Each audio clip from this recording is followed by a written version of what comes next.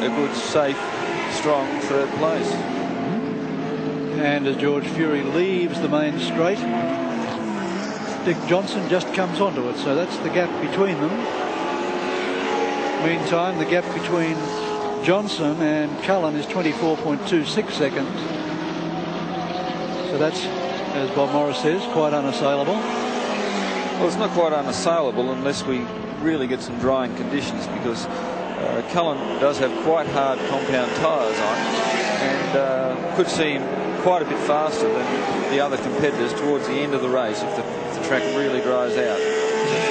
Softer intermediate tyres would be taking a bit of a hammering by now. Peter McLeod now moves to within 3.47 seconds of Jim Richards.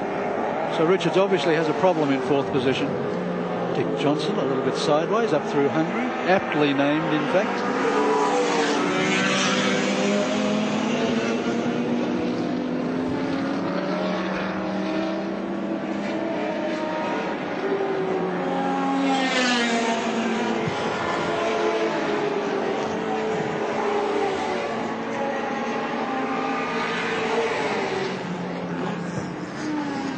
Johnson's car has been a model of reliability this year, something that the big V8s didn't have in preceding years. To a degree, Bob, it's been a bit forced on him though, because the car still doesn't handle all that well, so he's not been able to fully explore the full potential of the engine. Well, I think it's not handling too badly in these sort of conditions today. You know, if you have a bad handling car, it just doesn't handle in slippery conditions, and this car's doing a good job. Dick's looking really good there right now, and he looked good at Surfers Paradise in the slippery conditions, where he drove excellently to take the win there in front of his hometown crowd.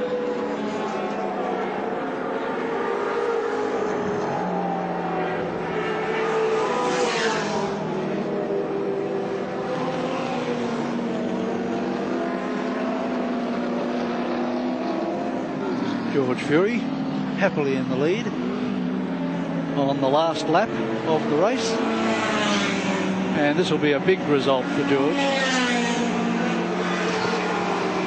but it'll also be a big result for Dick Johnson, because with only 2.4 kilometres remaining, you've got to say that Dick Johnson has wrapped up the Australian Touring Car title for 1984, and the hometown crowd will go wild.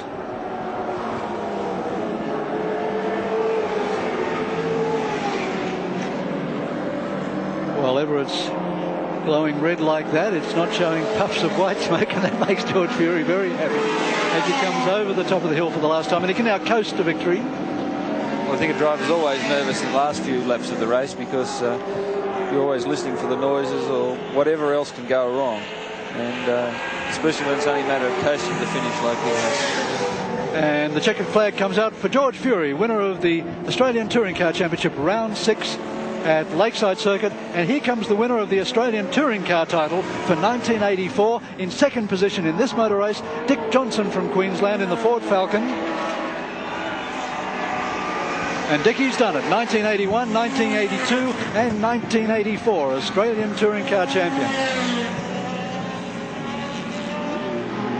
Third position will go to Warren Cullen, who comes up to lap John Harvey and won't pull out of the slipstream in time to do it. And there's the dice for fourth place between Jim Richards and Peter McLeod.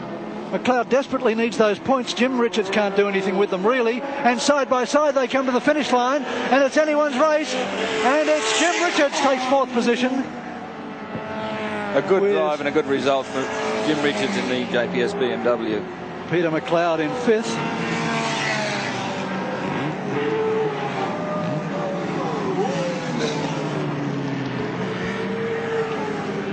And there are the results of the sixth round of the FM 104 Australian Touring Car title at Lakeside Circuit. George Fury won it from Dick Johnson, with Warren Cullen in third position.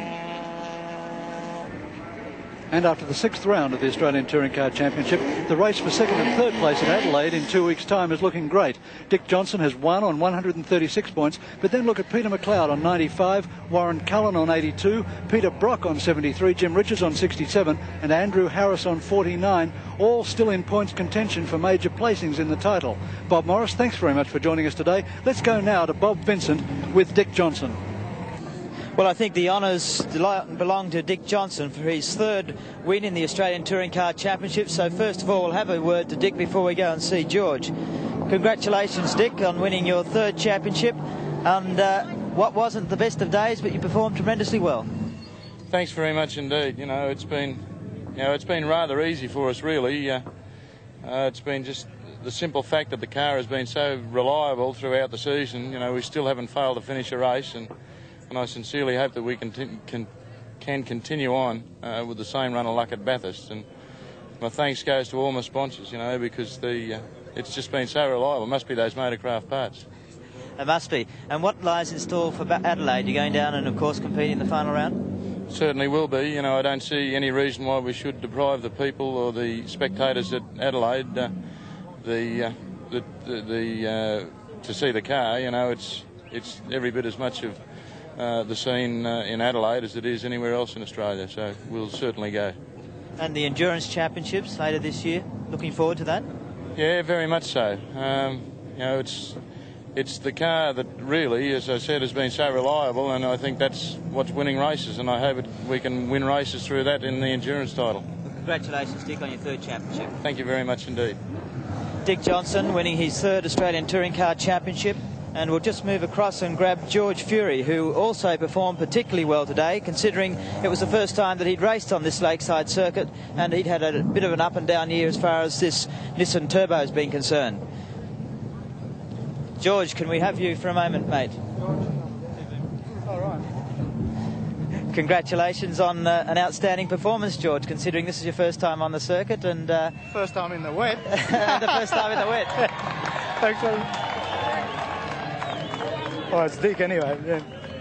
Yeah, it's a great thrill. It's good for the boys too that we've won one and they've worked very hard. Nissan Motor Company's